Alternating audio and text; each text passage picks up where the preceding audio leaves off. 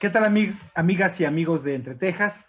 Esta es la segunda parte de la conversación que estamos llevando a cabo con la maestra restauradora María Rosa García Sauri. Ya hablamos de cómo se llevó a cabo el trabajo de restauración de las imágenes, de las esculturas de las vírgenes, de la Merced y de la Caridad en San Cristóbal de las Casas. Yo quería, antes de pasar al tema Cancún, que comentáramos algunas cosas sobre esto, si te parece bien. Eh, Principalmente, algo que me llamó mucho la atención es la emoción con que te referías, que le he escuchado en otras colegas tuyas restauradoras, de cómo se da este proceso de ir descubriendo cosas, ¿no? Debajo de una capa de pintura, debajo de que no estaba visible, alguna cosa, que termina siendo un trabajo de investigación y con hallazgos muy gratos, ¿no? Como te pasó en el caso de la Merced, con el rostro que no era de una virgen morena, sino una virgen blanca, española, como nos lo dijiste. Yo quisiera que nos explicaras, porque quiero que partamos de la premisa de que quienes no tenemos conocimientos de restauración, pues hay cosas que para ustedes son muy evidentes, muy obvias, pero para nosotros no. Entonces, que nos dijeras, por ejemplo, en el caso de la escultura, de la imagen, de la Virgen, de la Caridad, que es verdaderamente monumental la Virgen.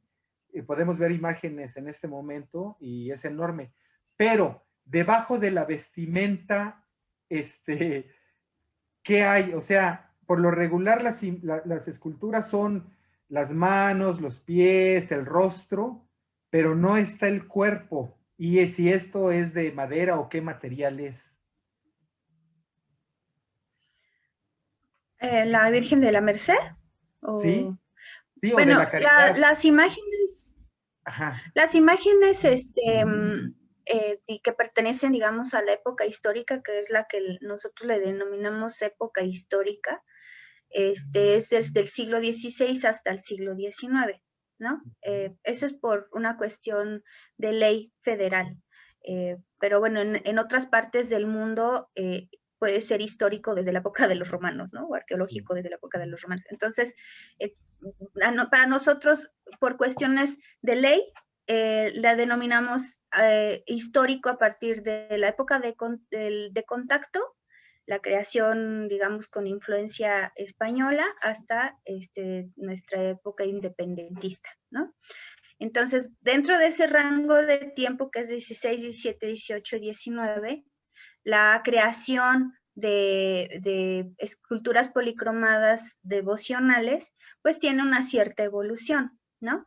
Lo que podemos nosotros en un principio ver es que las imágenes más antiguitas que llegaron desde España, tenían dentro, estaban talladas, desde la talla estaba su vestimenta, es decir, que estaba tallada pues su capa, su manto, su túnica, etcétera, y sus zapatitos, ¿no? A veces algunos descalzos, etcétera. Y bueno, conforme ha ido o fue evolucionando tanto las festividades o modificándose las formas de veneración, que eran un poco más escenográficas, etcétera, porque pues las sacaban y hacían movimientos, etcétera.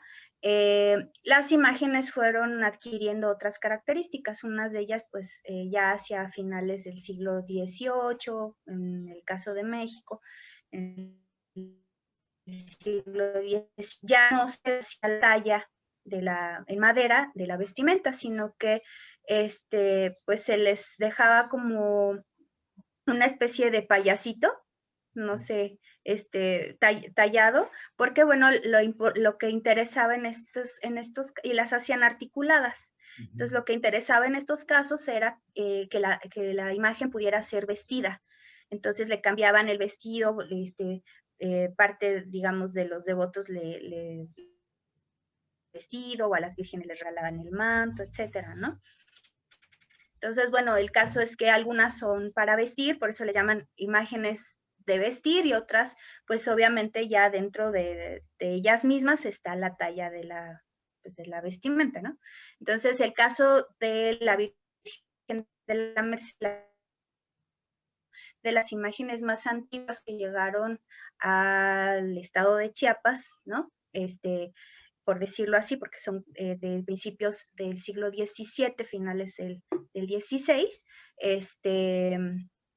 realmente, pues son imágenes que pertenecen a las características de esa época en donde la imagen pues está totalmente tallada, ¿no? Desde el cabellito hasta pues hasta sus pies. En el caso específico de la Virgen de la Merced, esta tuvo una serie de modificaciones dentro hasta de su misma talla. La imagen de la Merced le fue quitado su talla del velo, ella tenía tallado su cabello y tallado su velo, y se le extrajo pues esa parte, en otra época obviamente, totalmente desconocida de la gente de la feligresía, ¿no? Esa parte la desconocían en su totalidad, pero bueno, nosotros lo descubrimos porque proporcionalmente la imagen no correspondía a esa excavación, porque viéndola de perfil, la imagen parecía jorobada, entonces le hacía falta algo. Y nosotros pues empezamos a hacer el ejercicio de buscar imágenes de esa época y pues obviamente muchas de ellas tenían dentro de pues de su talla, tenían el velo integrado y su cabello también. Entonces, pues llegamos a la conclusión. Además tenía marcas de herramienta, de hachuelas, etcétera, muy burdas en su cabello y una imagen de tal calidad no podía corresponderle el hecho de tener una cabeza tan burda, ¿no? En la parte de atrás.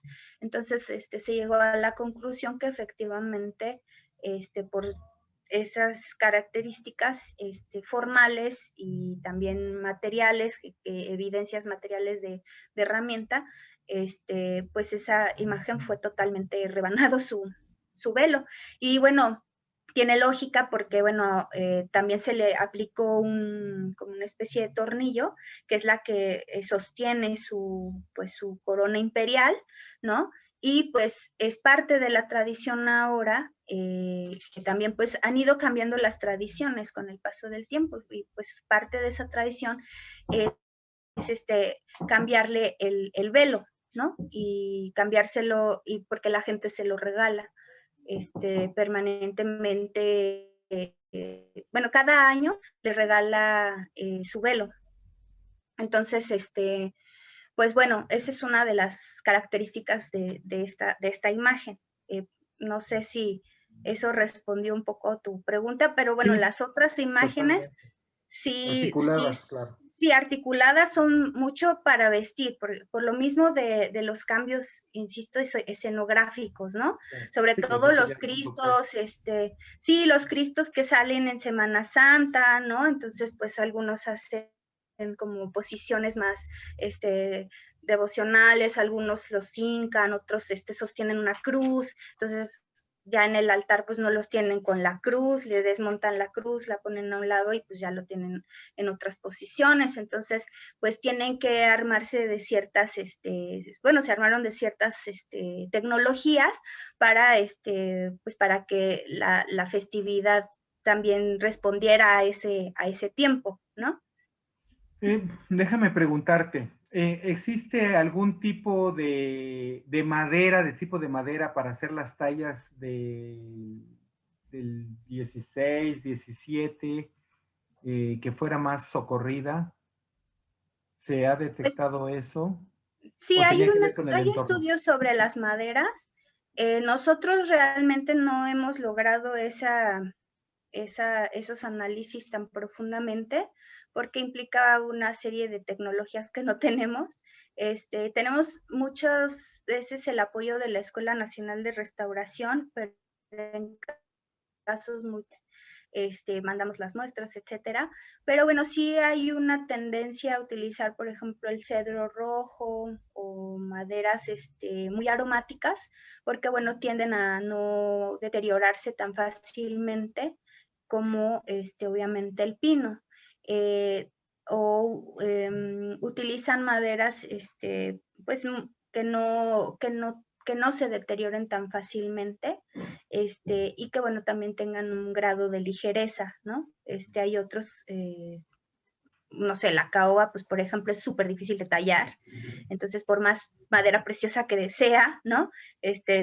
Para talla no es muy viable, pero bueno, el cedro rojo sí es uno de los materiales más socorridos en las tallas de las esculturas policromadas. La otra característica especial de las esculturas es que no siempre, pero en la mayoría de ellas está construida a través de varias piezas, ¿no? Es decir, no es la talla, no es el tronco y lo empiecen a tallar, sino que está construida a partir de varios bloques para que esto permita que no se deforme todo digamos, todo el tronco y se empiece a agrietar o se empiece a abrir.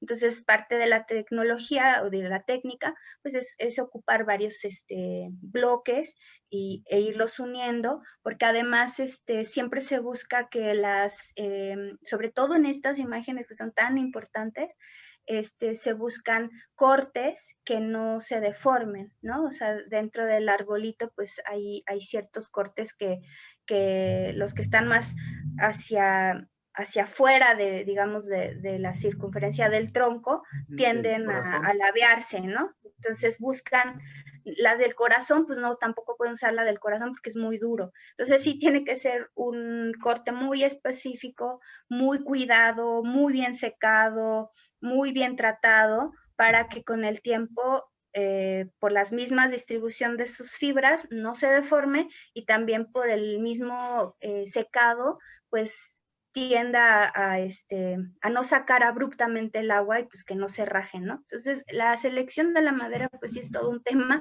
en términos de conservación, pero también de historia del arte, etcétera. Es un tema bastante es estudiado e interesante para los especialistas, pero digamos que hablando de estas imágenes, pues tienen una hechura muy buena, ¿no? Digamos, hemos visto imágenes del siglo XIX, articuladas, etcétera, donde pues ya la talla tiene serios problemas de rajaduras, etcétera, y pues la Virgen de la Merced y digamos, con sus problemas de la Virgen de la Merced, tanto en cuanto a su talla, son excepcionalmente perfectas, ¿no? O sea, no tienen, bueno, claro, tienen sus detalles, ¿no? Pero han durado muchísimo tiempo. Sí, además se reúnen varios ingredientes que hacen que esas piezas sean irrepetibles. La longevidad de los árboles, los bosques que había, la calidad de los artesanos, de los artífices, en fin, los pigmentos, todo eso. A Sí, la propósito época de corte, no sé, de la talla, que la corten en la noche para que no estén en tan luna, húmedas las maderas, el tiempo de secado de aproximadamente 6 meses, 8 meses, porque digo, bueno, ahora se hace el estufado, se hace de manera moderna y se pasa pues por una serie de máquinas, etcétera, pero bueno, es todo un proceso de elaboración que requiere de un tiempo, ¿no? Que antes pues era muy importante el tiempo para la elaboración era muy, muy, digamos, era grande, pero la eso calma y la implicaba paciencia. que la pieza iba a durar como lo estamos viendo ahorita, muchísimo 4 tiempo. siglos, 3 siglos, claro. Claro. Sí, y además también en el aspecto ideológico que pues esa devoción que había siglos atrás con respecto al catolicismo pues difícilmente se va a repetir en el futuro, ¿no? El mismo proceso de la civilización, en fin, muchas cosas de esas. Comentabas estufado, Y yo quisiera que nos hablaras un poquitín de eso y de policromía y de cómo son los pigmentos que se utilizaban en esa época y ahora. O si nos explicas qué es la policromía, porque todo, siempre escuchamos una talla policromada, pero ¿y cuál es la que no es policromada? Bueno, pues policromada es que tiene pintura, pero, o sea, realmente la técnica, pues es muy, digamos, en términos generales, porque puede variar muchísimo la técnica y puede variar muchísimo el tipo de madera, etcétera, dependiendo también de la región y pues de muchas cosas, de muchos elementos que pueda uno encontrar en una región. A veces hay ciertas particularidades regionales, ¿no? Por decirlo de alguna manera, que no vas a encontrar en una o en otra parte, ¿no? Pero digamos todo en términos generales, pues se trata como de una talla, que es lo que te comento, pues está elaborada a partir de varios bloques, ¿no? Hay casos excepcionales donde de verdad lograron tallar en un tronco la escultura y ahí mismo hicieron la talla sin que tuviera que hacerse el pegado de lo que llamamos embones, ¿no? Pero pues esos son casos aislados porque eso desde mucho tiempo antes se sabía que eso le generaba mucha inestabilidad a la pieza. Entonces, por lo general, pues son la unión de varios bloques tallados, ¿no? Y pues en el caso de estas imágenes, muchas de ellas el corazón o la parte de adentro está totalmente ahuecada. Una parte es para aligerar el peso, porque si no se convierten en elementos totalmente inamovibles, ¿no? Y otra, pues también para contrarrestar estos esfuerzos entre una madera y otra, y pues que no se vean estas separaciones. Posteriormente, pues ya este tipo de la talla, pues ya digamos tenemos como la talla en bruto, por decirlo coloquialmente, se le aplicaban una serie de refuerzos entre las uniones para que pues estas no se denotaran o con el tiempo no se rajaran, ¿no? Entonces a veces le ponían ciertos enfibrados entre las uniones, no sé, fibras de yute o fibras de lino, o fibras de cáñamo, las pegaban entre las uniones para que pues tuvieran una superficie lo más lisa posible, o ponían una tela completa.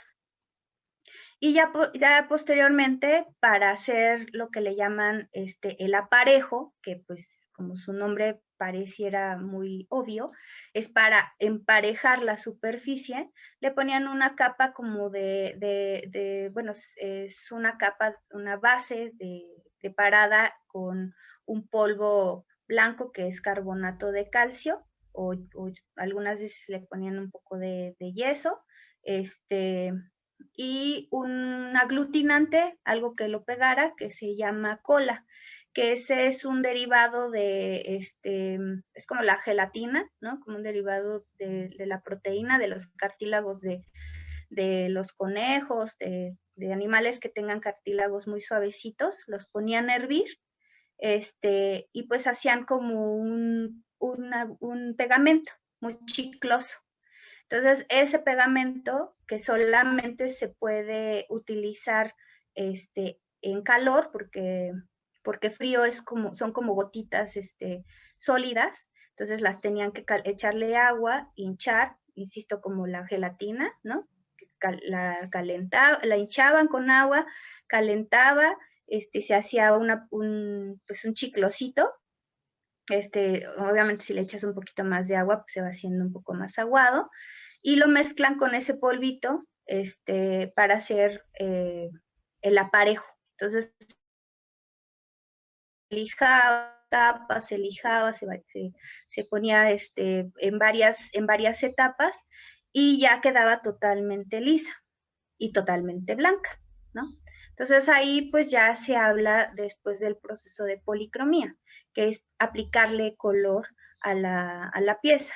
Hay piezas que tienen la técnica que le denominan el estofado, que eso implica ponerle primero una capa bueno, unas hojas de oro, ¿no? En todas las vestimentas y después ponerle, digamos, el color para hacer los diseños, ¿no? Y hay otras esculturas que pues no tienen el ejercicio del estofado y simplemente están policromados, o sea, están pintadas encima pues con colores, ¿no? Pigmentos altamente tóxicos en esta época, porque muchos de ellos estaban generados a partir de, de plomo, ¿no? Que pues ahorita pues obviamente es imposible encontrar esos pigmentos y tampoco los restauradores los usaríamos, ¿no? Pero usaban mucho el blanco de plomo, por ejemplo, el amarillo, o muchos derivados, por ejemplo, que tenían mercurio o tenían arsénico, o sea, materiales que pues son de unas características o una intensidad muy, muy grande como pigmento, pero que pues en esa época no se sabía el grado de toxicidad que pues que estaban manejando, ¿no? Entonces, por ejemplo, una de las cosas que tiene de característica que no logramos nosotros encontrar en los blancos que nosotros manejamos, por ejemplo, el blanco de plomo. El blanco de plomo tiene un poder secativo, es decir, que las bases secan, la aplicación seca rápido. Y entonces, bueno, eso en términos tecnológicos pues era bastante óptimo, ¿no? Ahora pues nosotros aplicamos blancos de zinc o blancos de titanio, ¿no? No propiamente el blanco de plomo, ese está vetado, ¿no? Ni siquiera lo pueden producir.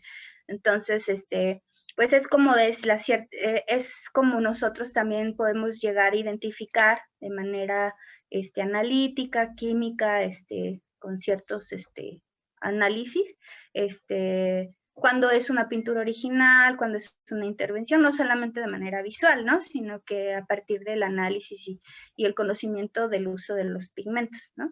El plomo es esencial, y muchos otros materiales que ya nunca más los vamos a volver a ver porque ya no se ocupan obviamente por su alta toxicidad.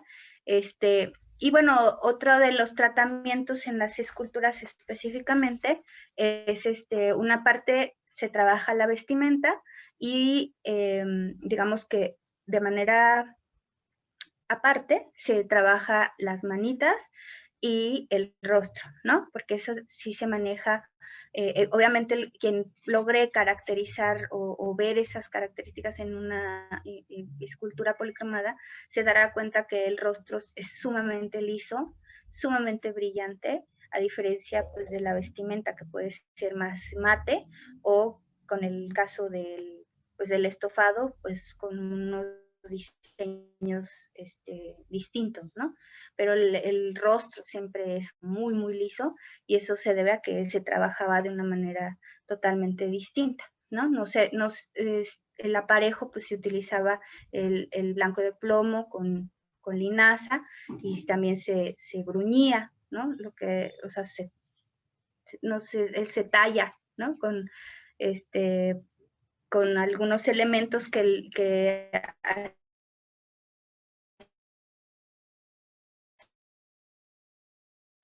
hacían clares al rostro y a las manos, que son al resto de la escultura, ¿no?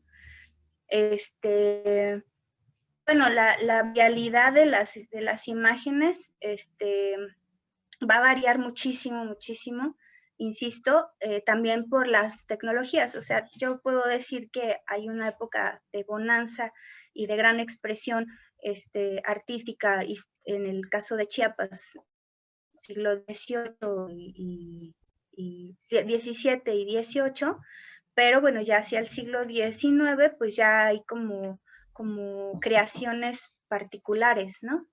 Entonces esas creaciones particulares, pues ya son como hechuras regionales, o sea, más de gente de Chiapas. Entonces sí se ve una diferencia entre la escuela guatemalteca y pues la hechura de artistas que son de aquí, ¿no? Y no es que sean malas, ni mucho menos, es una hechura con materiales más regionales, ¿no? Con, con pues, resoluciones también distintas, en términos también hasta de materiales.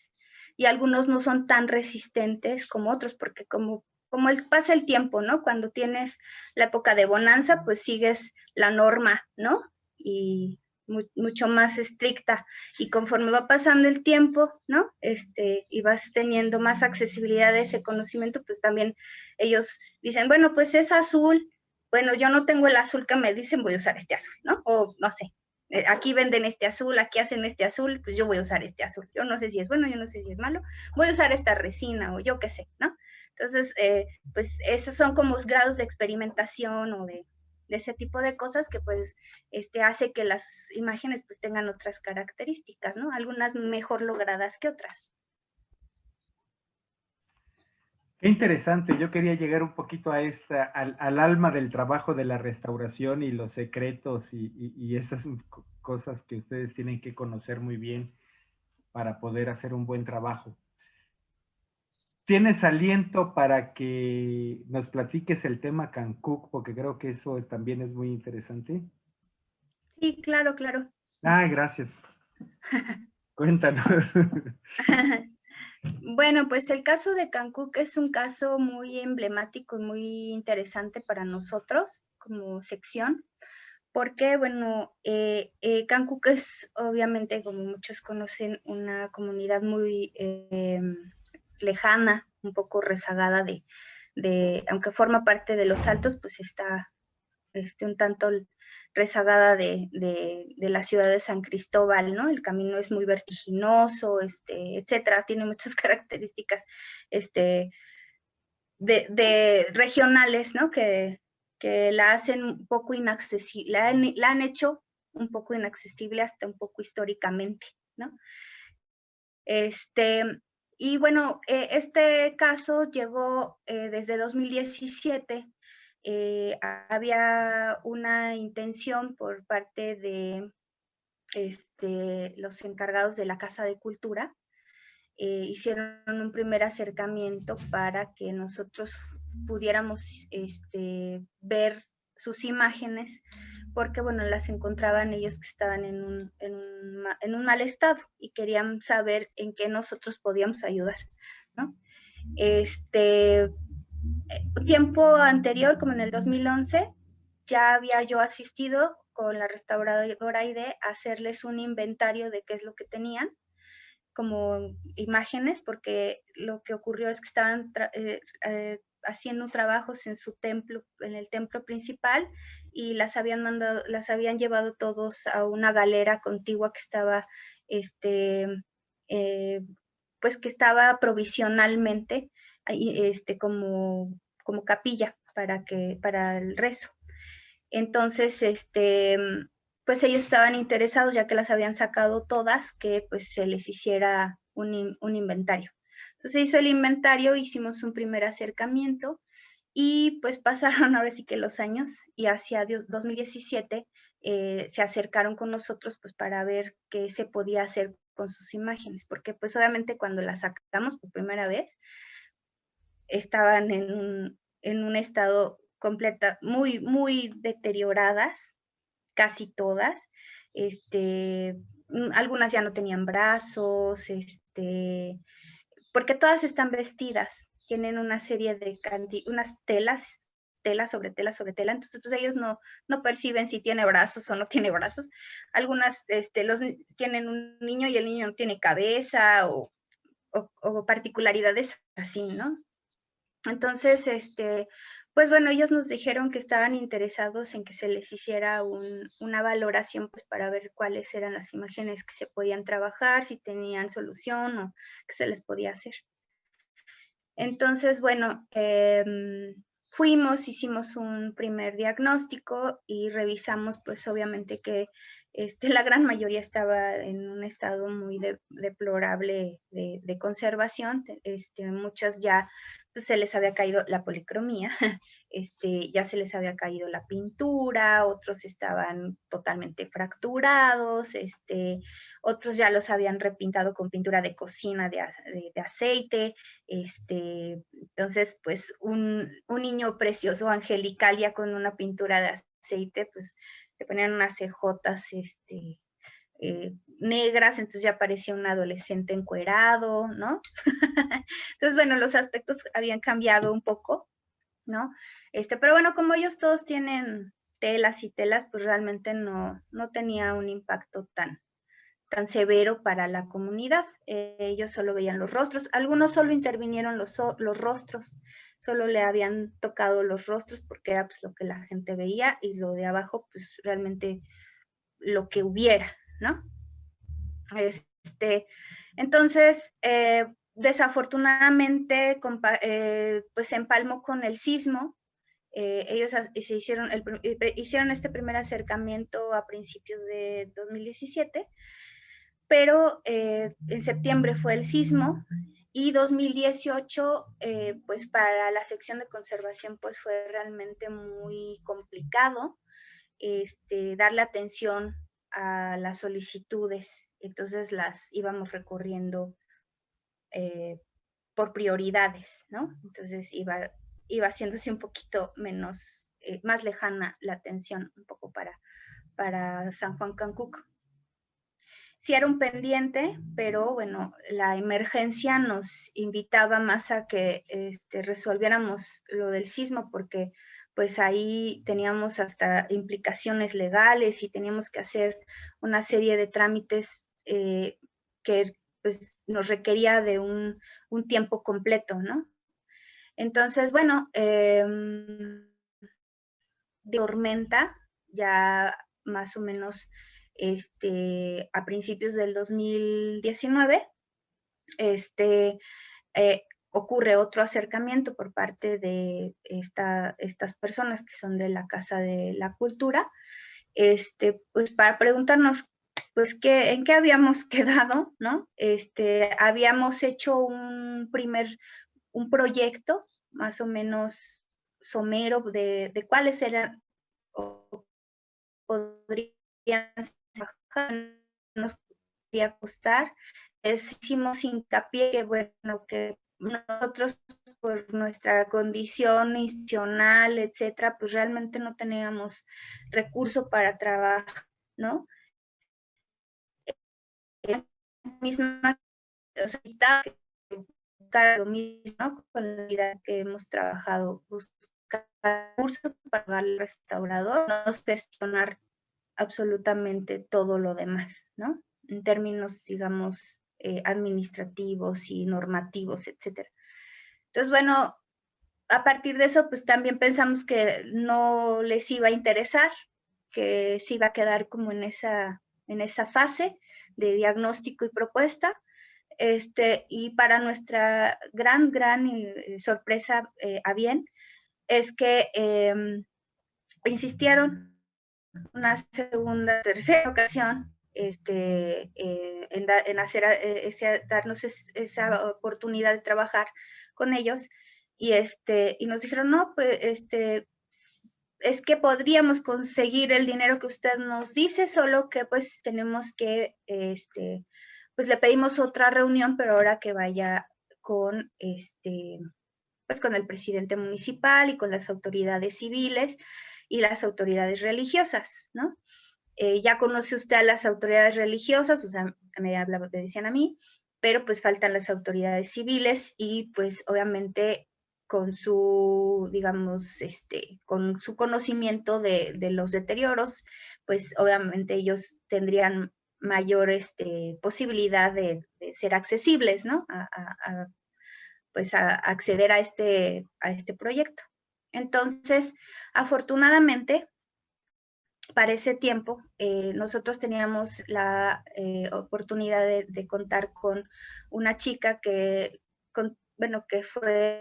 estuvo con nosotros de Jóvenes Construyendo el Futuro, que se llama Sebastiana, ella, pues afortunadamente lo digo porque habíamos hecho un trabajo con ella de un vocabulario. Eso era una cuestión aparte. Habíamos comenzado un trabajo de vocabulario de deterioro y de estado de conservación y de técnicas de factura traducidas al celtal.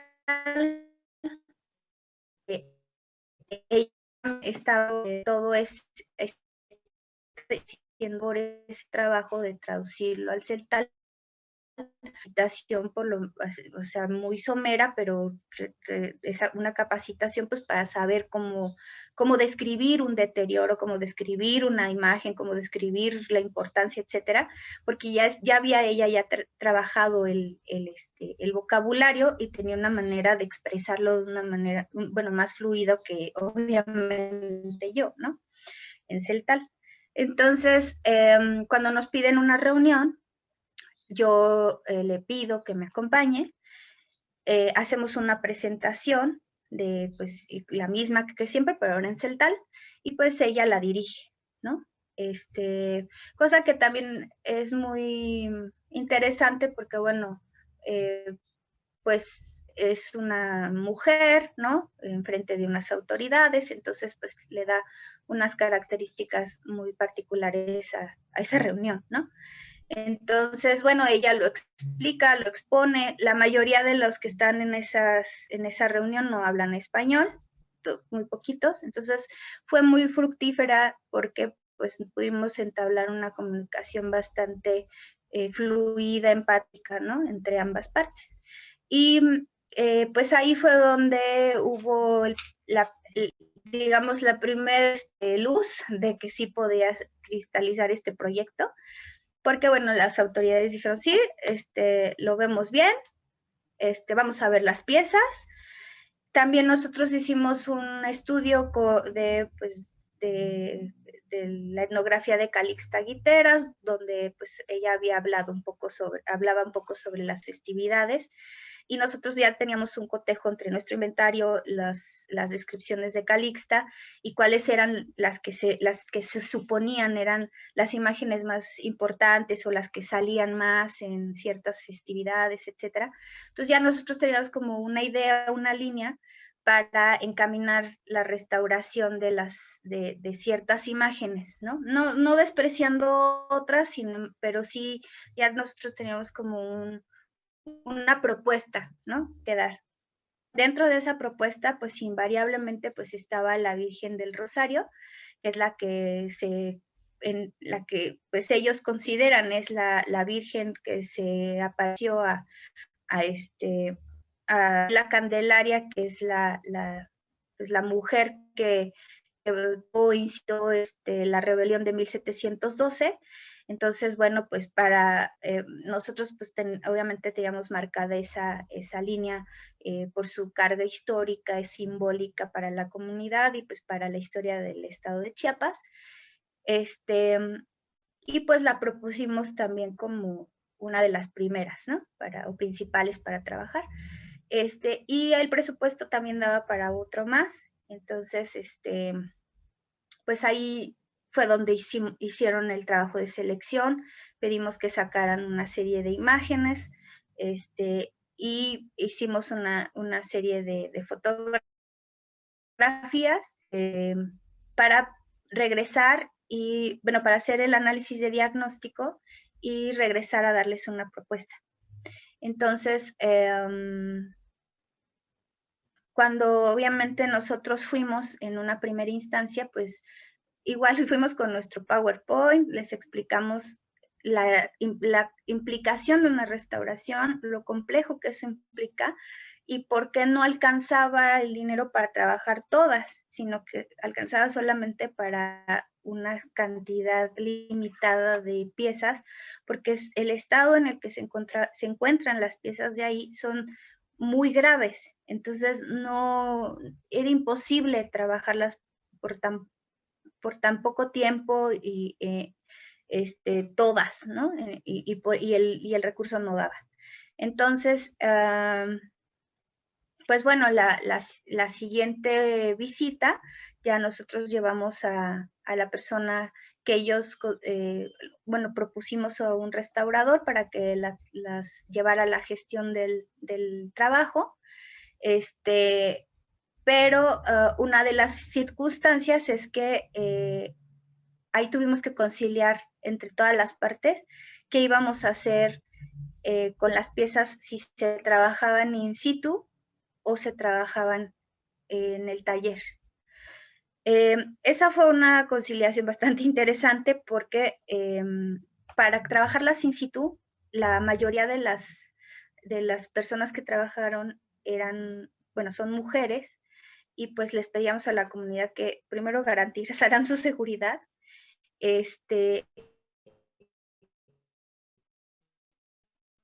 y que el espacio donde vivir y pues los alimentos. Eso para ellos les implicaba un gasto extra que no podían subsanar. Entonces, pues el restaurador dijo, es que si no, no me alcanza, ¿no? No me alcanza para trabajarles la Virgen del Rosario y la otra que vamos a ver. Entonces ellos, pues no sé, empezaron a conciliar y a ver la posibilidad, las alternativas, porque, bueno, yo les comenté que había la posibilidad de que nos las prestaran para trabajarlas en San Cristóbal, y y pues con todas las de la ley, ¿no? Entonces, afortunadamente,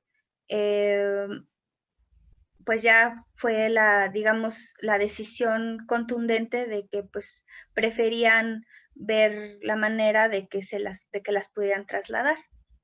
Entonces eso implicó otra serie de reuniones donde el jurídico me hizo favor de darme un acompañamiento para que pues la gente tuviera una confianza plena de que todo ese transcurso y todo ese proceso de estadía en un taller de restauración institucional implicaba una serie de documentación y compromisos pues oficiales, ¿no? Pues, que no solamente se ceñían a me lo prestas y luego te la devuelvo, ¿no? Sino que era un proceso bastante complejo, legal, había que llamarle al seguro, porque el INAH tiene un seguro para trasladar las imágenes, entonces había que activar ese seguro, tenía que ser en un horario específico, todo eso se les explicó, y pues eso les generó también mucha confianza. Afortunadamente, insisto, pues nos dieron oportunidad de llevarlas. Para nosotros fue un logro bastante grande porque de verdad no todas las comunidades tienen la confianza de darnos su email. O sea, todas las que hemos trabajado ha sido bajo la premisa de que se tiene que trabajar porque la gente pues desconfía, ¿no? ¿Qué le vas a hacer? ¿Cómo la vas a dejar? Y si me vas a devolver la imagen que yo te di, porque también luego tienen cambios tan radicales que pues ellos pueden percibir que no les estás dando, que les estás dando gato por liebre, ¿no? O sea, que les estás dando otra cosa y que no son las originales. Entonces ahí hicimos un acuerdo por escrito donde se comprometía el chico contratista y yo como supervisora a informarles permanentemente sobre los avances. Entonces se trasladaron las piezas y los jóvenes restauradores lo que hicieron fue convocarlos cada cierto tiempo cuando hubieran cambios o decisiones muy importantes sobre la transformación de la imagen para que fueran y evidenciaran todos esos cambios. Es decir, por ejemplo, la Virgen del Rosario no tenía rostro porque pues se le raspó toda la cara. Entonces tenía solo la talla, pero ya no tenía nada de policromía a excepción del cuello y una parte del ojito, nada más. Todo lo demás tuvo que restituirse.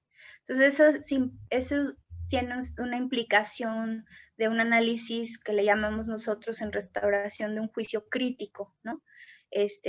Donde pues se analiza todos sus valores estéticos, funcionales, históricos, etcétera, y a partir de eso se hace pues un juicio crítico para llegar a una resolución.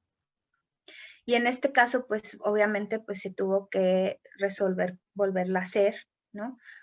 Bajo ciertas características formales y estéticas para que no pareciera como nueva, pero no había de otra. O sea, ellos también tenían una expectativa de ver un rostro, pues no diferente, que no fuera una repintada con pintura de cocina, ¿no?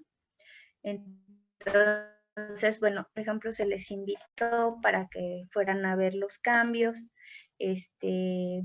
La Virgen del Rosario carga un bebé, ¿no? Que está dormido y tiene una palomita en su mano.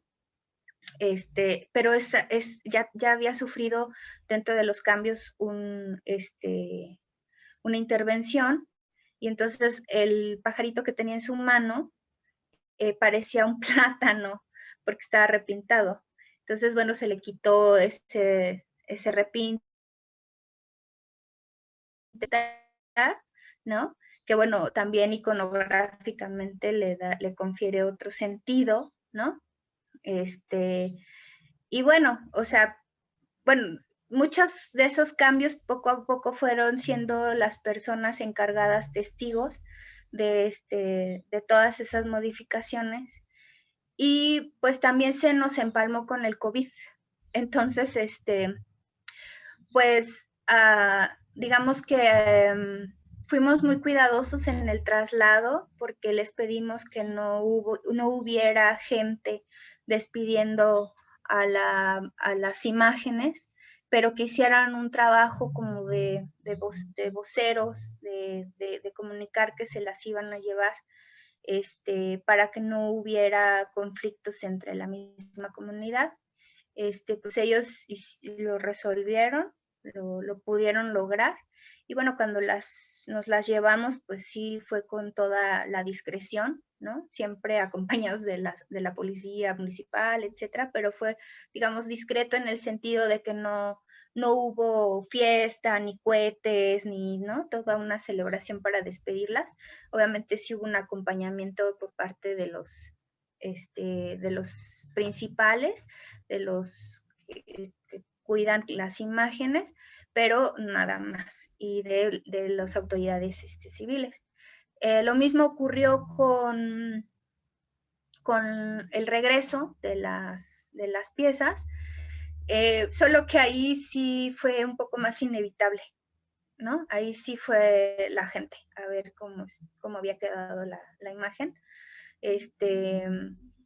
Nosotros pues, siempre con las precauciones de sanidad por cuestiones del COVID, etcétera, pero bueno, ahí sí fue un poco más complicado controlar un poco a la gente. No fue, también se convocó muy poca gente, pero sí había más mujeres, hombres recibiendo las dos piezas con muchísimo, pues con muchísimo gusto. Con música tradicional, con su comida tradicional, etcétera, y con un eterno agradecimiento pues a las personas que lo trabajaron, o sea, los restauradores, que bueno, sí fueron personas muy profesionales y pues muy comprometidas con el proyecto, porque bueno, también estaban, insisto, inmersos en el proceso, en el problema que todos vivimos del COVID, y pues con todas las medidas de seguridad y de sanitización asumieron ese reto. Entonces, pues también pues se les agradece o se les agradeció en su momento pues esa pues esa disponibilidad para poder cumplir con una misión que teníamos comprometida desde hace muchísimos ahora sí se puede decir años, ¿no?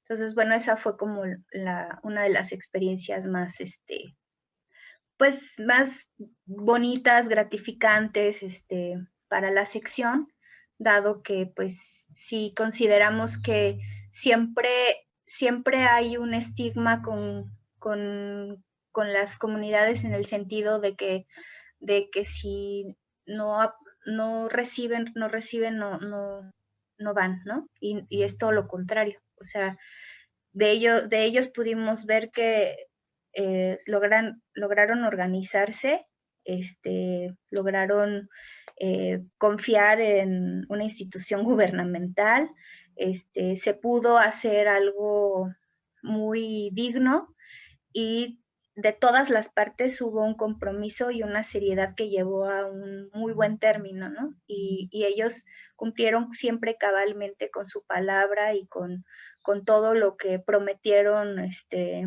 realizar. Entonces, para mí, pues también es una visión muy gratificante pues, de esta unión de la comunidad que cuando se junta para un fin común positivo también, pueden llegar pues a estos resultados tan interesantes, ¿no? Claro, y claro, y que ha demostrado también que en buena medida lo que hemos escuchado, que es importante la participación de la comunidad para la conservación de su patrimonio, sea mueble, inmueble, sin duda, o sea, no es una responsabilidad precisamente de las instituciones gubernamentales, sino de la misma comunidad con el acompañamiento, por supuesto. Y qué gran Claro. satisfacción, sin duda, con estas tres historias. Le queda una restauradora que no se imaginaba todos estos procesos desde que estaba en las aulas universitarias, en la escuela, ¿no? Todo Y lo no, que... bueno, además es como en todo, ¿no? Una cosa es la teoría y otra es la práctica, ¿no? Una Claro. parte es hay una serie de valoraciones que te piden antes de hacer una intervención, este, y, y una de ellas es la social y la espiritual, también tiene esa parte de la valoración espiritual, pero como nosotras estamos, digo nosotras porque la mayoría somos mujeres, pero bueno, como nosotros estamos muy en contacto con el patrimonio histórico que tiene que ver con actos devocionales, entonces esa parte es elemental para tomarlo en cuenta siempre en una intervención. No solamente es la materialidad, no solamente es recuperar un original o lo que está abajo o lo que se ve más bonito, no solamente es la parte tecnológica, de cómo fue construido, los materiales, etcétera, sino la parte social, simbólica, espiritual, en la que pues está uno restaurando elementos sagrados que para algunos tienen vida, que para algunos otros tienen, bueno, tienen otro tipo de connotaciones, bastante, pues sí, la parte espiritual, y nosotros pues obviamente tenemos que ser muy sensibles y muy respetuosos en esas decisiones porque prácticamente pues estamos transformando a veces esos elementos sagrados, digamos, los transformamos físicamente, ¿no? O visualmente, físicamente no, visualmente, ¿no? Entonces sí hay que ser muy cuidadosos, muy sensibles y esa parte creo que se agradece mutuamente, ¿no? Tanto ellos agradecen esa parte, o sea, no es uno la heroína, ni mucho menos, ¿no? Sino que es una cuestión de gratitud mutua, ¿no? Porque pues para nosotros, en términos, es una gratificación, un reto y, y, y hasta agradecemos esas oportunidades. Como para ellos es pues otro tipo de gratificación porque respetamos esos aspectos, ¿no? Claro.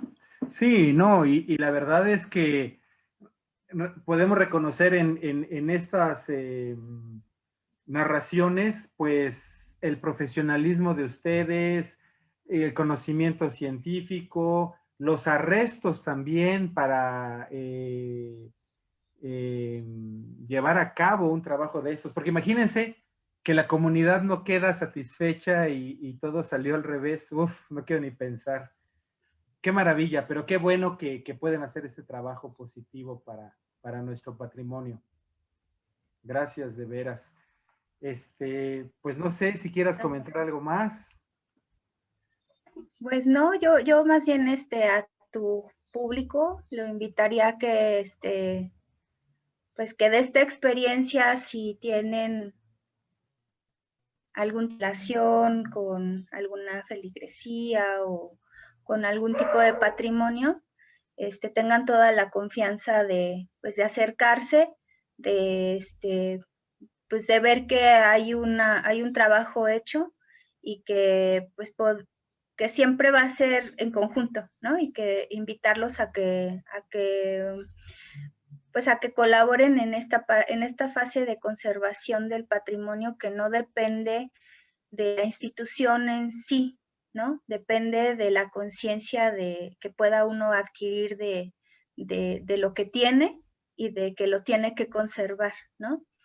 Y pues si no saben conservarlo, pues para eso están las instituciones, ¿no? Para eso estamos nosotras, para orientar, para buscar alternativas, para poder apoyar, ¿no?